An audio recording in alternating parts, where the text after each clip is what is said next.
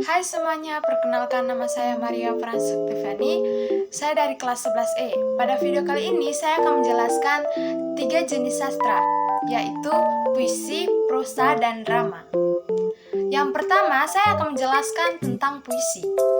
Puisi merupakan bentuk karya sastra dari hasil ungkapan dan perasaan penyair dengan bahasa yang terikat dengan irama, matra, rima, penyusunan lirik dan bait, serta penuh makna.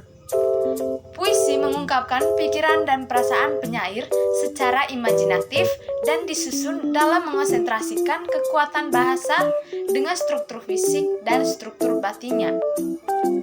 Puisi mengutamakan bunyi, bentuk, dan juga makna yang disampaikan, yang dimana makna sebagai bukti puisi baik jika dapat makna yang mendalam dengan memadatkan segala unsur bahasa. Baik teman-teman, seperti yang kita ketahui bahwa puisi itu ada 2 jenis. Yang pertama yaitu puisi lama dan yang kedua adalah puisi baru. Jadi puisi lama merupakan puisi yang masih terikat oleh aturan-aturan, yaitu sebagai berikut. Yang pertama, jumlah kata dalam satu baris. Dan yang kedua adalah jumlah baris dalam satu bait. Yang ketiga, persajakan atau rima. Yang keempat, banyak suku kata di tiap baris. Dan yang kelima adalah irama.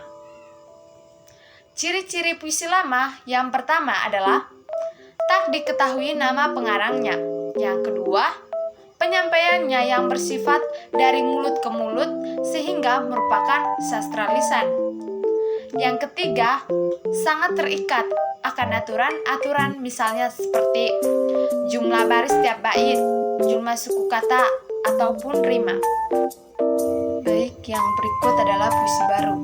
Puisi baru merupakan puisi yang tidak terikat lagi oleh aturan, yang mana bentuknya lebih bebas daripada puisi lama dalam segi jumlah baris, kata, ataupun rima. Ciri-ciri puisi baru yang pertama, mempunyai bentuk yang rapi, simetris. Yang kedua, persajakan akhir yang teratur. Yang ketiga, memakai pola sajak pantun dan syair, walaupun dengan pola yang lain. Yang keempat adalah umumnya puisi 4 seuntai. Yang kelima, di setiap baris atasnya sebuah gantra atau kesatuan sintaksis. Yang keenam adalah di setiap gantranya terdiri dari 2 kata atau pada umumnya 4-5 suku kata. Yang kedua, saya akan menjelaskan jenis karya sastra, yaitu prosa. Yang kedua, prosa adalah sebuah karya sastra yang bentuk tulisannya bebas dan tidak terikat dengan berbagai aturan, seperti rima, diksi, irama, dan lain-lainnya. Secara bahasa atau etimologis, kata prosa berasal dari bahasa Latin, yaitu prosa, artinya terus terang. Dan karya sastra prosa juga diartikan karya sastra yang dipakai sebagai mendeskripsikan suatu fakta. Ciri-ciri prosa yang pertama, bentuknya bebas. Yang kedua, prosa mempunyai bentuk yang tidak terikat oleh baris, bait, suku kata, dan irama. Yang ketiga, pada umumnya bentuk prosa adalah sebuah rangkaian kalimat yang membentuk satu paragraf, contoh dongeng, hikayat, novel, dan lainnya, dan dapat disajikan sebagai bentuk tulisan ataupun secara lisan. Yang keempat adalah memiliki tema. Prosa memiliki sebuah tema yang menjadi dasar dalam setiap cerita dan merupakan bahasan pokok di dalamnya. 5. Mengalami perkembangan. Sebuah prosa akan mengalami suatu perkembangan karena dipengaruhi pada perubahan yang berada di kalangan masyarakat. Yang keenam, mempunyai urutan peristiwa. Yang ketujuh, dalam prosa biasanya terdapat alur cerita yang menjelaskan urutan sebuah peristiwa dan alur peristiwa tersebut berbentuk alur mundur, maju, dan campuran. Yang kedelapan, prosa mempunyai tokoh di dalamnya. Di dalam prosa terdapat tokoh, yaitu manusia, hewan, maupun tumbuhan. dan mempunyai suatu sifat dan sikap, yaitu antagonis atau jahat, protagonis atau baik, dan tokoh pembantu. Yang kesembilan, memiliki latar. Sebuah prosa mempunyai sebuah latar pada masing-masing satu kejadian, yaitu latar tempat, latar waktu, dan latar suasana. Yang kesepuluh, prosa memiliki suatu amanat. Sebuah prosa harus memiliki sebuah amanat yang akan disampaikan kepada pembaca atau pendengarnya, sehingga dapat mempengaruhi mereka. Yang ke-11, memakai bahasa asing. Sebuah prosa dapat menggunakan bahasa asing. Contoh, bahasa Inggris, bahasa Jepang, dan bahasa lainnya, serta bahasa Melayu, atau juga tidak menggunakan bahasa asing. Yang ke-12, prosa memiliki nama pengarang. Sebuah prosa pasti ada nama pengarangnya, tetapi nama pengarang tidak harus dipublikasikan. Yang ketiga adalah jenis sastra drama. Pengertian drama adalah drama genre karya sastra berupa karangan yang menggambarkan atau mengilustrasikan realita kehidupan, watak, dan tingkah laku manusia, di mana kisah di dalamnya disampaikan melalui peran dan dialog. Ciri-ciri drama. Drama memiliki karakteristik yang berbeda dengan jenis karya sastra lainnya. Adapun ciri-ciri drama adalah yang pertama itu, seluruh kisah dalam cerita drama disampaikan dalam bentuk dialog, baik dialog tokoh maupun dialog tokoh dengan dirinya sendiri atau biasa disebut dengan monolog. Yang kedua, drama harus memiliki tokoh atau karakter yang diperankan oleh manusia, wayang, ataupun boneka. Yang ketiga, dalam drama harus terdapat konflik atau ketegangan yang menjadi inti dari cerita drama. Yang keempat, durasi waktu pementasan drama dapat berlangsung selama sekitar 3 jam. 5. Pementasan drama biasanya dilakukan di atas panggung yang telah dilengkapi beberapa perlengkapan dan peralatan untuk menghidupkan suasana. Yang keenam, pertunjukan drama selalu dilakukan di hadapan penonton, di mana drama tersebut dilakukan sebagai sarana hiburan. Baik, yang berikutnya adalah saya akan menjelaskan topik pembahasan yang kedua, yaitu jenis-jenis karya sastra, yaitu puisi, prosa, dan dram. Yang pertama adalah jenis-jenis puisi. Yang jenis-jenis puisi itu ada puisi naratif. Puisi naratif mengungkapkan satu cerita atau penjelasan penyair. Puisi ini terbagi ke dalam beberapa macam, yakni balada dan romansa. Yang kedua ada puisi lirik. Jenis puisi ini terbagi ke dalam beberapa macam, yaitu elegi, ode, dan serendadi. Yang ketiga ada puisi deskriptif. Dalam jenis puisi ini, penyair bertindak sebagai pemberi kesan terhadap keadaan atau peristiwa, benda, atau suasana yang dipandang menarik perhatian. Puisi yang termasuk dalam jenis puisi deskriptif, misalnya satire dan puisi yang bersifat kritik sosial. Yang kedua, jenis-jenis prosa.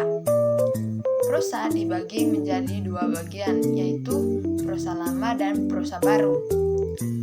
Yang pertama saya akan menjelaskan tentang apa itu prosa baru. Prosa baru adalah prosa yang dikarang bebas tanpa aturan apapun setelah menerima literatur atau pengaruh budaya barat. Yang kedua ada prosa baru, yaitu roman, cerpen, novel, riwayat, kritik, resensi, dan esai. Jenis prosa baru itu seperti hikayat, sejarah, kisah dongeng, fabel, mitos, legenda, sage, parabel, dongeng, jenaka, dan cerita berbangkai. Yang ketiga adalah jenis-jenis drama. Drama dapat dibedakan menurut beberapa kategori umum, yaitu berdasarkan penyajian lakon, berdasarkan sarana, dan berdasarkan keberadaan naskah. Adapun beberapa jenis drama adalah sebagai berikut. Yang pertama, berdasarkan penyajian lakon. Dalam penyajian lakon ini dibagi juga beberapa. Yang pertama itu tragedi. Tragedi yaitu drama yang mengisahkan kesedihan dari tokoh utama dalam drama. Biasanya drama berakhir dengan kisah yang menyedihkan. Yang kedua, ada opera, yaitu drama yang dialognya dilakukan dengan cara bernyanyi dan diiringi musik. Yang ketiga, ada komedi, yaitu drama yang mempertunjukkan kelucuan para tokoh atau alur cerita lucu. Yang keempat, tragikomedi, yaitu drama yang memadukan antara tragedi dan komedi pada waktu yang sama. Yang kelima, ada melodrama. Melodrama yaitu drama yang dialog dan lakonnya dilakukan sambil diiringi oleh musik atau melodi. Yang keenam, tableau, yaitu drama yang dilakukan di mana para tokoh tidak menggunakan dialog tapi mengutamakan kemampuan melakukan gerakan tanpa suara seperti pantomim. Yang ketujuh itu farce, yaitu drama yang mempertunjukkan sebagai hal lucu melalui tingkah cara pelakon. Mirip seperti dagelan, tetapi tidak sepenuhnya sama seperti dagelan. Yang kedua itu berdasarkan sarana. Drama yang pertama itu drama panggung, yaitu drama yang ditampilkan sepenuhnya di atas panggung, di mana para pemain tidak dapat melakukan pengulangan adegan. Yang kedua, drama televisi, yaitu drama yang ditampilkan di televisi, di mana para pemain dapat melakukan pengulangan adegan karena tidak ditampilkan secara langsung. Yang ketiga, ada drama radio, yaitu drama yang hanya dapat didengarkan tanpa dilihat. Yang keempat adalah drama film, yaitu drama yang ditampilkan di layar lebar seperti bioskop. Drama ini dapat juga dilihat di televisi, namun setelah diputar di bioskop terlebih dahulu. Yang kelima adalah drama wayang, yaitu drama yang diperankan oleh wayang pada setiap adegannya. Yang keenam ada drama boneka, yaitu drama yang menggunakan boneka sebagai tokoh di setiap adegannya. Yang ketiga, berdasarkan keberadaan naskah. Yang pertama adalah drama tradisional, yaitu drama yang dipertunjukkan di mana para pemeran tidak menggunakan naskah saat berada di panggung. Dalam hal ini, pemeran membaca gambaran cerita secara umum dan kemudian mengimprovisasi sesuai dengan perannya masing-masing. Yang kedua, ada drama modern, yaitu drama yang dipertunjukkan di mana para pemeran menggunakan naskah saat berada di panggung. Namun, para pemeran dapat mengimprovisasi pada kejadian-kejadian tertentu. Topik pembahasan yang ketiga adalah perbedaan dari puisi, prosa, dan drama. Yang pertama adalah dari segi komponen bentuk. Puisi itu berbentuk bait-bait, prosa berbentuk kalimat dan paragraf, dan drama berbentuk percakapan. Yang kedua, komponen bahasa. Puisi menggunakan bahasa yang indah dan terikat pada rima, persajakan, dan mengutamakan majas. Sedangkan prosa menggunakan bahasa deskriptif dalam bentuk bebas dan tidak terikat pada rima dan persajakan. Dan sedangkan drama, bahasa yang digunakan lebih menunjukkan dialog antar tokoh.